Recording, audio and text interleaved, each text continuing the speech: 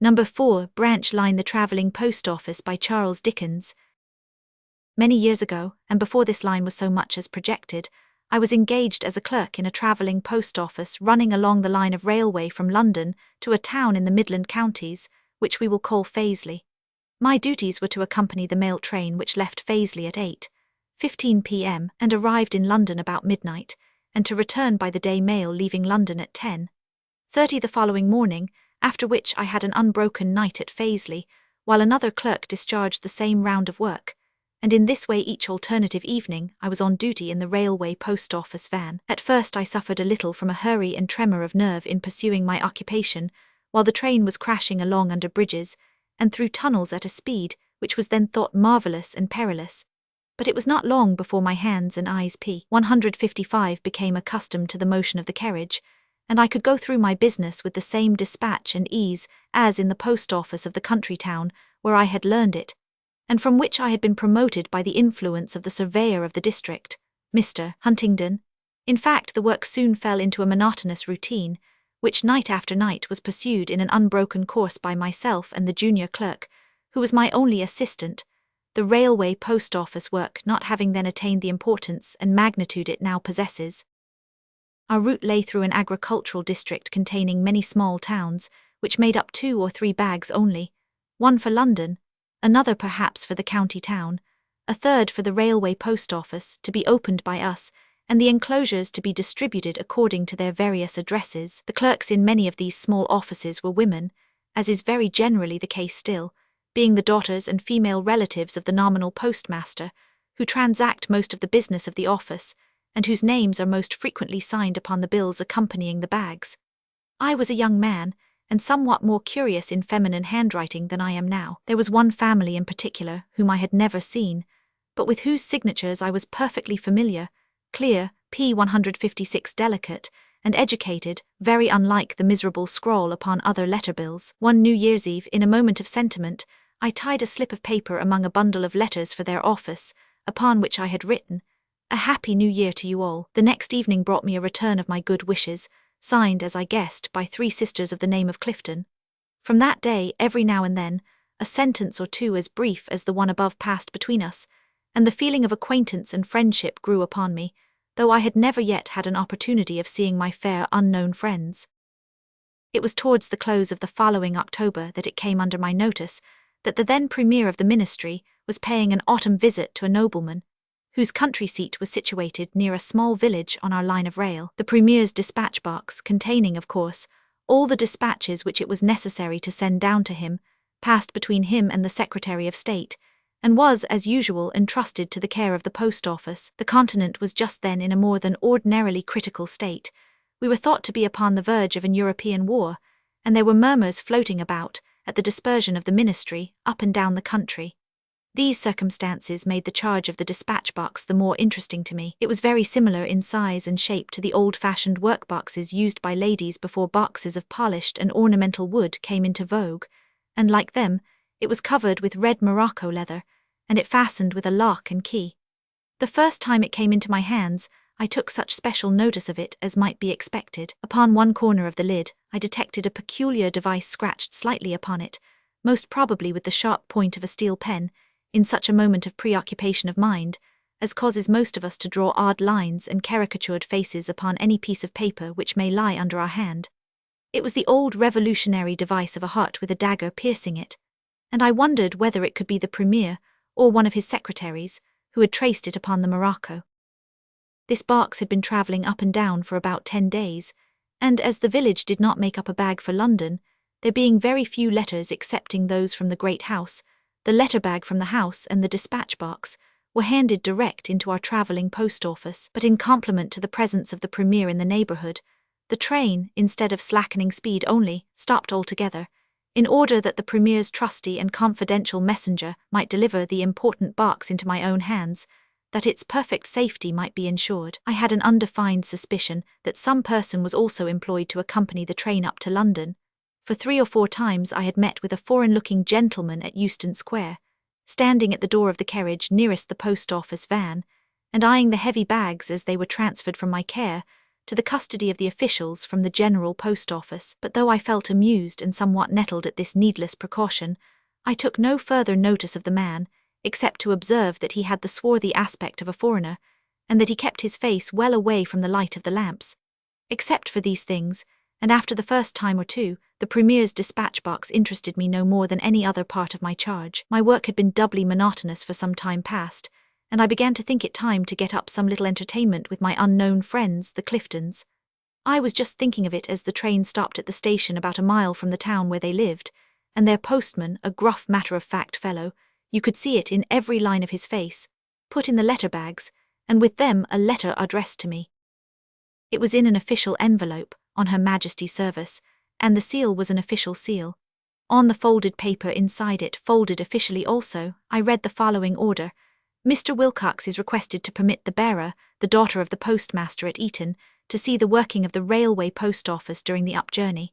The writing I knew well as being that of one of the surveyor's clerks, and the signature was Mr. Huntingdon's. The bearer of the order presented herself at the door. The snorting of the engine gave notice of the instant departure of the train. I held out my hand. The young lady sprang lightly and deftly into the van, and we were off again on our midnight journey. She was a small, slight creature, one of those slender little girls one never thinks of as being a woman, dressed neatly and plainly in a dark dress, with a veil hanging a little over her face and tied under her chin, the most noticeable thing about her appearance being a great mass of light hair, almost yellow, which had got loose in some way, and fell down her neck in thick, wavy tresses. She had a free, pleasant way about her, not in the least bold or forward, which in a minute or two made her presence seem the most natural thing in the world. As she stood beside me before the row of boxes into which I was sorting my letters, she asked questions, and I answered as if it were quite an everyday occurrence for us to be travelling up together in the night mail P160 to Euston Square Station. I blamed myself for an idiot that I had not sooner made an opportunity for visiting my unknown friends at Eton.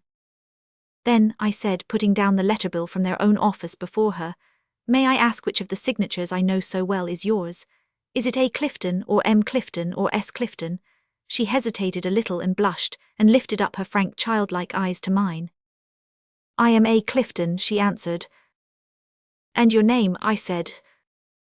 "Anne." Then, as if anxious to give some explanation to me of her present position, she added, "I was going up to London on a visit, and I thought it would be so nice to travel in the post office to see how the work was done, and Mr. Huntingdon came to survey our office, and he said he would send me an order." I felt somewhat surprised, for a stricter martinet than Mr. Huntingdon did not breathe, but I glanced down at the small, innocent face at my side, and cordially approved of his departure from ordinary rules. "Did you know you would travel with me?" I asked in a lower voice, for Tom Morville, my junior, was at my other elbow. "I knew I should travel with Mr. Wilcox," she answered with a smile that made all my nerves tingle. "You have not written me a word for ages," said I reproachfully. "You had better not talk or you'll be making mistakes," she replied in an arch tone. It was quite true, for a sudden confusion coming over me, I was sorting the letters at random. We were just then approaching the small station where the letter bag from the great house was taken up. The engine was slackening speed. Miss Clifton manifested some natural and becoming diffidence. "It would look so odd," she said, "to anyone on the platform to see a girl in the post office van. And they couldn't know I was a postmaster's daughter and had an order from Mr. Huntingdon. Is there no dark corner to shelter me?" I must explain to you in a word or two the construction of the van, which was much less efficiently fitted up than the travelling post offices of the present day. It was a reversible van, with a door at each right-hand corner. At each door the letter boxes were so arranged as to form a kind of screen about 2 feet in width, which prevented people from seeing all over the carriage at once. Thus the door at the far end of the van, the one not in use at the time, was thrown into deep shadow, and P162, the screen before it, turned it into a small niche, where a slight little person like Miss Clifton was very well concealed from curious eyes. Before the train came within the light from the lamps on the platform, she ensconced herself in this shelter. No one but I could see her laughing face, as she stood there leaning cautiously forward with her finger pressed upon her rosy lips, peeping at the messenger who delivered into my own hands the Premier's dispatch box, while Tom Morville received the letter bag of the great house. "See," I said when we were again in motion and she had emerged from her concealment, "This is the Premier's dispatch box, going back to the Secretary of State. There are some state secrets for you, and ladies are fond of secrets." "Oh, I know nothing about politics," she answered indifferently, "and we have had that box through our office a time or two." "Did you ever notice this mark upon it?" I asked, "a heart with a dagger through it," and bending down my face to hers, I added a certain spoony remark which I do not care to repeat. Miss Clifton tossed her little head and pouted her lips, but she took the box out of my hands and carried it to the lamp nearest the further end of the van, after which she put it down upon the counter close beside the screen, and I thought no more about it. The midnight ride was entertaining in the extreme, for the girl was full of young life and sauciness and merry humour. I can safely aver that I have never been to an evening's so-called entertainment, which, to me, was half so enjoyable. It added also to the zest and keen edge of the enjoyment to see her hasten to hide herself whenever I told her we were going to stop to take up the mails. We had passed Watford, the last station at which we stopped, before I became alive to the recollection that our work was terribly behindhand.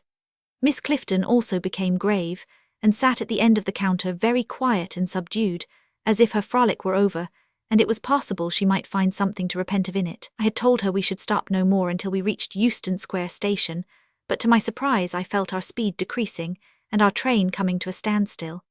I looked out and called to the guard in the van behind, who told me he supposed there was something on the line before us, and that we should go on in a minute or two. I turned my head and gave this information to my fellow clerk and Miss Clifton. "Do you know where we are?" she asked in a frightened tone. "At Camden Town," I replied. She sprang hastily from her seat and came towards me.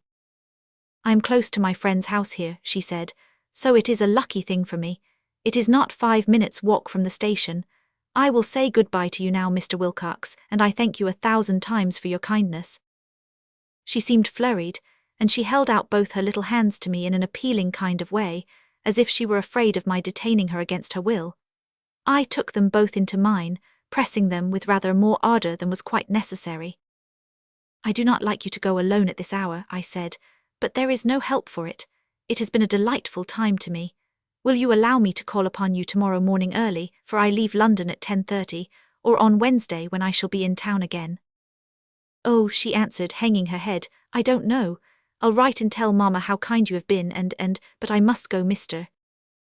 Wilcox." "I don't like your going alone," I repeated. "Oh, I know the way perfectly," she said in the same flurried manner, "perfectly, thank you, and it is close at hand. Goodbye." She jumped lightly out of the carriage, and the train started on again at the same instant. We were busy enough, as you may suppose. In 5 minutes more we should be in Euston Square, and there was nearly 15 minutes' work still to be done. Spite of the enjoyment he had afforded me, I mentally anathematized Mr. Huntingdon and his departure from ordinary rules, and thrusting Miss Clifton forcibly out of my thoughts, I set to work with a will, gathered up the registered letters for London, tied them into a bundle with the paper bill, and then turned to the corner of the counter for the dispatch box. You have guessed already my cursed misfortune. The Premier's dispatch box was not there.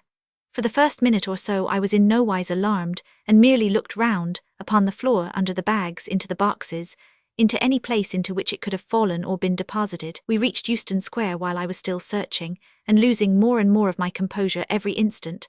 Tom Morville joined me in my quest, and felt every bag which had been made up and sealed. The box was no small article which could go into little compass. It was certainly 12 inches long, and more than that in girth, but it turned up nowhere. I never felt nearer fainting than at that moment. "Could Miss Clifton have carried it off?" suggested Tom Morville. "No," I said, indignantly but thoughtfully. "She couldn't have carried off such a bulky thing as that without our seeing it. It would not go into one of our pockets, Tom, and she P-166 wore a tight-fitting jacket that would not conceal anything." "No, she can't have it," assented Tom. "Then it must be somewhere about." We searched again and again, turning over everything in the van, but without success. The Premier's dispatch box was gone, and all we could do at first was to stand and stare at one another. Our trance of blank dismay was of short duration, for the van was assailed by the postmen from St. Martin's-le-Grand who were waiting for our charge. In a stupor of bewilderment we completed our work and delivered up the mails. Then once more we confronted one another with pale faces, frightened out of our 7 senses. All the scrapes we had ever been in, and we had had our usual share of errors and blunders, faded into utter insignificance compared with this. My eye fell upon Mr. Huntingdon's order lying among some scraps of waste paper on the floor, and I picked it up and put it carefully with its official envelope into my pocket. "We can't stay here," said Tom. The porters were looking in inquisitively. We were seldom so long in quitting our empty van. "No," I replied, a sudden gleam of sense darting across the blank bewilderment of my brain. "No, we must go to headquarters at P167 once and make a clean breast of it. This is no private business, Tom." We made one more ineffectual search, and then we hailed a cab and drove as hard as we could to the General Post Office. The secretary of the post office was not there, of course, but we obtained the address of his residence in one of the suburbs, 4 or 5 miles from the city, and we told no one of our misfortune, my idea being that the fewer who were made acquainted with the loss the better. My judgment was in the right there. We had to knock up the household of the secretary, a formidable personage with whom I had never been brought into contact before, and in a short time we were holding a strictly private and confidential interview with him, by the glimmer of a solitary candle, just serving to light up his severe face, which changed its expression several times as I narrated the calamity. It was too stupendous for rebuke, and I fancied his eyes softened with something like commiseration as he gazed upon us. After a short interval of deliberation, he announced his intention of accompanying us to the residence of the Secretary of State, and in a few minutes we were driving back again to the opposite extremity of London. It was not far off the hour for the morning delivery of letters when we reached our destination, but the atmosphere was yellow with fog, and we could see nothing as we passed along in almost utter silence, for neither of us ventured to speak, and the secretary only made a brief remark now and then. We drove up to some dwelling enveloped in fog, and we were left in the cab for nearly half an hour, while our secretary went in. At the end of that time we were summoned to an apartment where there was seated at a large desk a small spare man with a great head and eyes deeply sunk under the brows. There was no form of introduction, of course, and we could only guess who he might be, but we were requested to repeat our statement, and a few shrewd questions were put to us by the stranger. We were eager to put him in possession of everything we knew, but that was little beyond the fact that the dispatch box was lost. "That young person must have taken it," he said. "She could not, sir," I answered positively but deferentially. "She wore the tightest-fitting pelisse I ever saw, and she gave me both her hands when she said goodbye. She could not possibly have it concealed about her. It would not go into my pocket." "How did she come to travel up with you in the van, sir?" he asked severely. I gave him for answer the order signed by Mr. Huntingdon. He and our secretary scanned it closely. "It is Huntingdon's signature without doubt," said the latter. "I could swear to it anywhere. This is an extraordinary circumstance." It was an extraordinary circumstance. The two retired into an adjoining room, where they stayed for another half-hour, and when they returned to us their faces still bore an aspect of grave perplexity. "Mr. Wilcox and Mr. Morville," said our secretary, "it is expedient that this affair should be kept inviolably secret. You must even be careful not to hint that you hold any secret. You did well not to announce your loss at the post office, and I shall cause it to be understood that you had instructions to take the dispatch box direct to its destination. Your business now is to find the young woman, and return with her not later than 6 o'clock this afternoon to my office at the General Post Office. What other steps we think it requisite to take, you need know nothing about.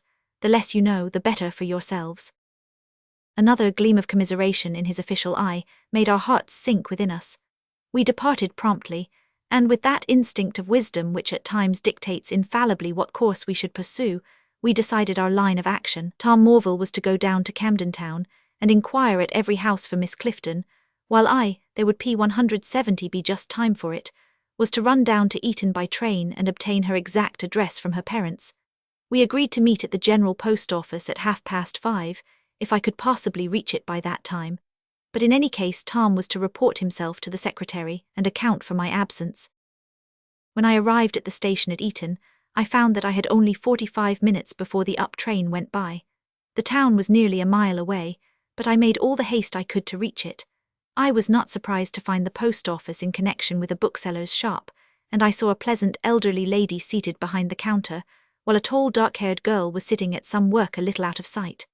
I introduced myself at once.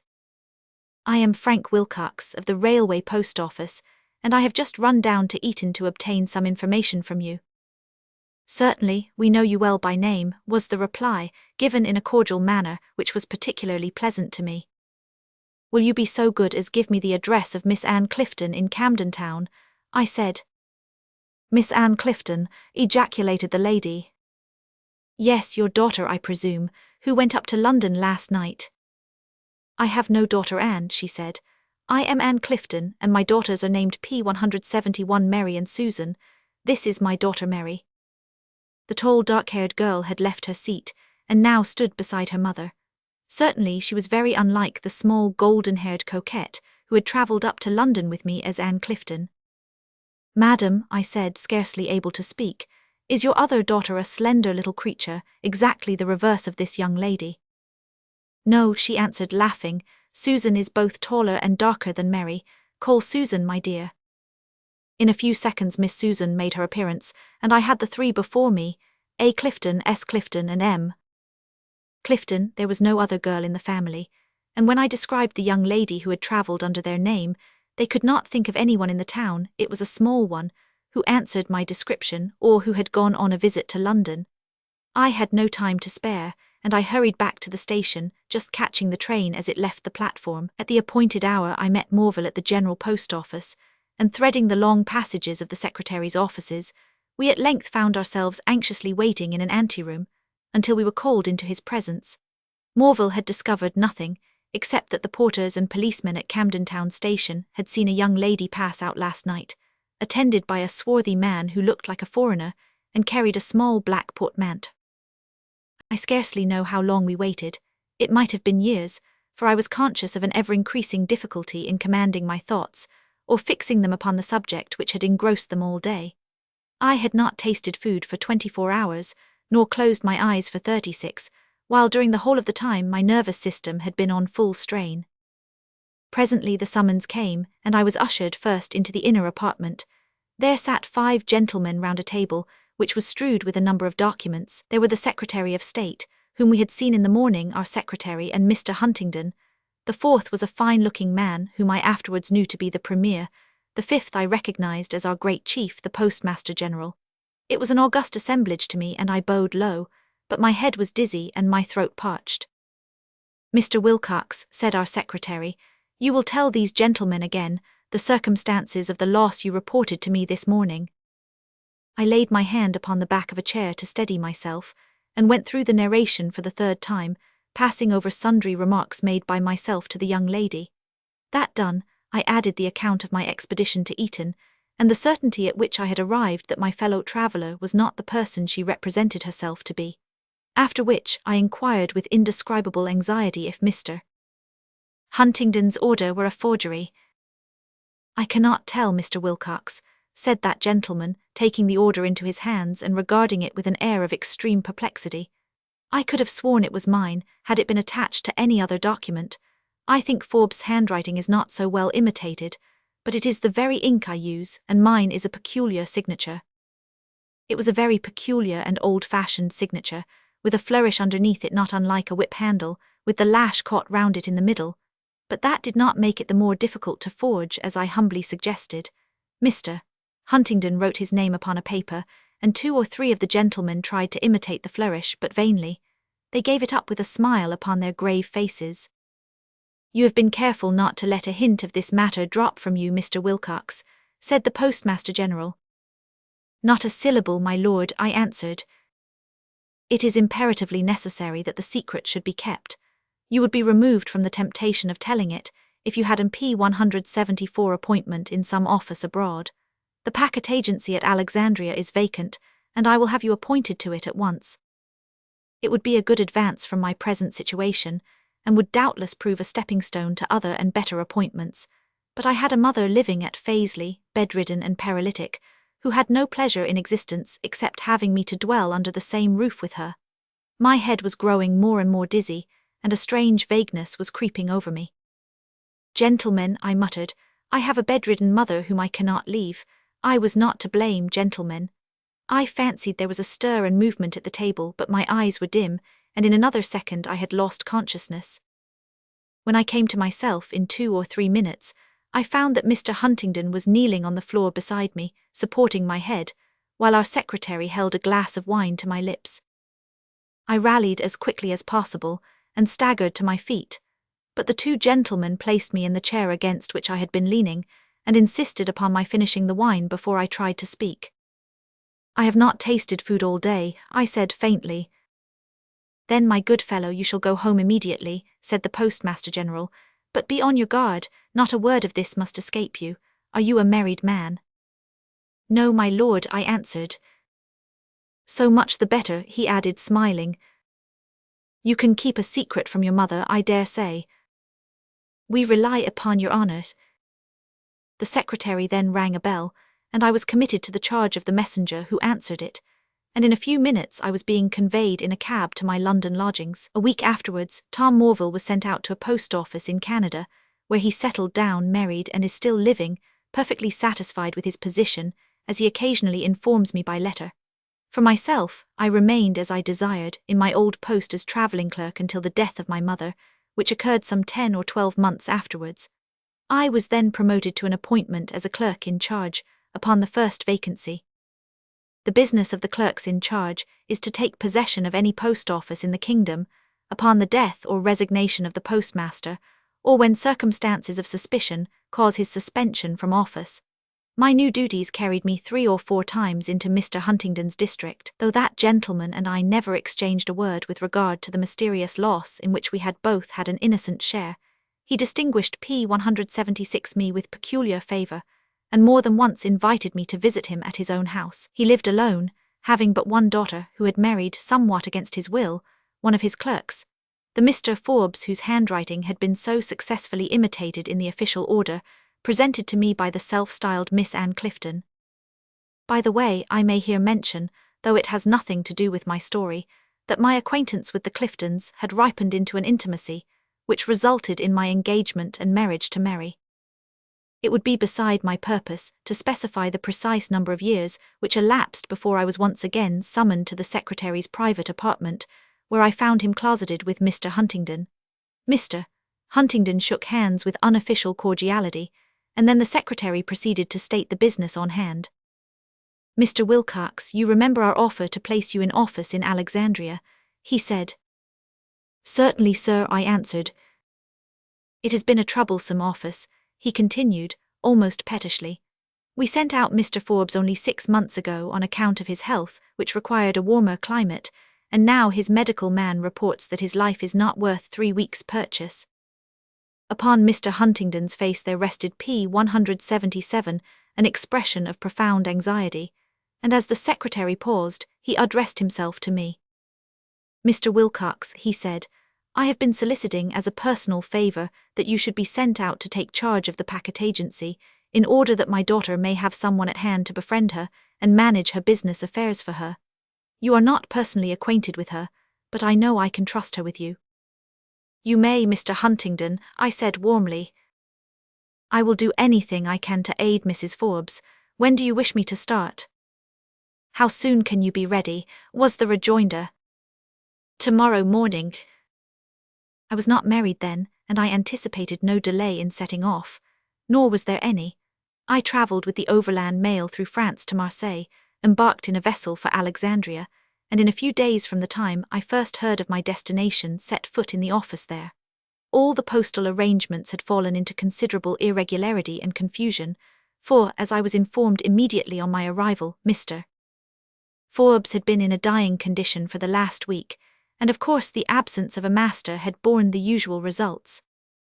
I took formal possession of the office, and then, conducted by one of the clerks, I P. 178 proceeded to the dwelling of the unfortunate postmaster and his no less unfortunate wife. It would be out of place in this narrative to indulge in any traveller's tales about the strange place where I was so unexpectedly located. Suffice it to say, that the dark and sultry room into which I was shown, on inquiring for Mrs. Forbes, was bare of furniture, and destitute of all those little tokens of refinement and taste which make our English parlours so pleasant to the eye. There was, however, a piano in one of the dark corners of the room, open, and with a sheet of music on it. While I waited for Mrs. Forbes' appearance, I strolled idly up to the piano to see what music it might be. The next moment my eye fell upon an antique red morocco workbox standing on the top of the piano, a workbox evidently, for the lid was not closely shut, and a few threads of silk and cotton were hanging out of it. In a kind of dream, for it was difficult to believe that the occurrence was a fact, I carried the box to the darkened window, and there, plain in my sight, was the device scratched upon the leather, the revolutionary symbol of a heart with a dagger through it. I had found the Premier's dispatch box in the parlour of the packet agent of Alexandria. I stood for some minutes with that dreamlike feeling upon me, gazing at the box in the P179 dim obscure light. It could not be real, my fancy must be playing a trick upon me, but the sound of a light step, for light as it was I heard it distinctly as it approached the room, broke my trance, and I hastened to replace the box on the piano, and to stoop down as if examining the music before the door opened. I had not sent in my name to Mrs. Forbes, for I did not suppose that she was acquainted with it, nor could she see me distinctly as I stood in the gloom, but I could see her.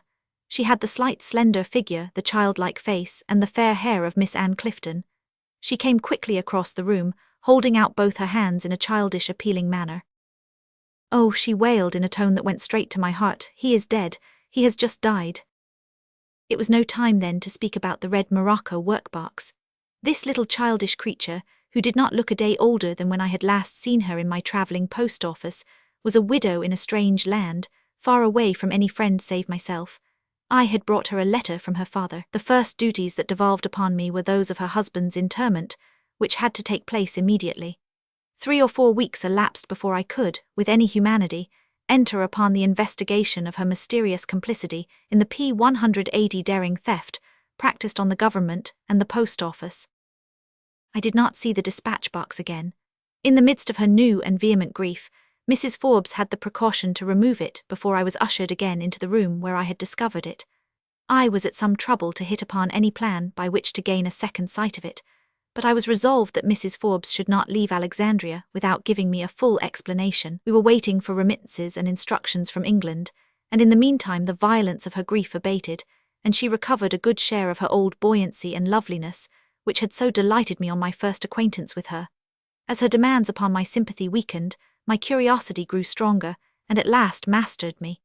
I carried with me a netted purse which required mending, and I asked her to catch up the broken meshes while I waited for it. "I will tell your maid to bring your workbox," I said, going to the door and calling the servant. "Your mistress has a red morocco workbox," I said to her as she answered my summons. "Yes, sir," she replied. "Where is it?" "In her bedroom," she said. "Mrs. Forbes wishes it brought here." I turned back into the room. Mrs. Forbes had gone deadly pale, but her eyes looked sullen, and her teeth were clenched under her lips with an expression of stubbornness. The maid brought the workbox. I walked with it in my hands up to the sofa where she was seated. "You remember this mark?" I asked. "I think neither of us can ever forget it." She did not answer by word, but there was a very intelligent gleam in her blue eyes. "Now," I continued softly, "I promised your father to befriend you, and I am not a man to forget a promise, but you must tell me the whole simple truth." I was compelled to reason with her, and to urge her for some time. I confess I went so far as to remind her that there was an English consul at Alexandria, to whom I could resort. At last she opened her stubborn lips, and the whole story came out, mingled with sobs and showers of tears. She had been in love with Alfred, she said, and they were too poor to marry, and Papa would not hear of such a thing. She was always in want of money, she was kept so short, and they promised to give her such a great sum, a vast sum, £500. "But who bribed you?" I inquired. "A foreign gentleman whom she had met in London, called Monsieur Barnard. It was a P182 French name, but she was not sure that he was a Frenchman. He talked to her about her father being a surveyor in the post office, and asked her a great number of questions. A few weeks after, she met him in their own town by accident. She and Mr. Forbes and Alfred had a long private talk with him, and they came to her, and told her she could help them very much. They asked her if she could be brave enough to carry off a little red box out of the travelling post office, containing nothing but papers. After a while she consented. When she had confessed so much under compulsion, Mrs. Forbes seemed to take a pleasure in the narrative, and went on fluently. "We required Papa's signature to the order, and we did not know how to get it. Luckily he had a fit of the gout and was very peevish, and I had to read over a lot of official papers to him, and then he signed them.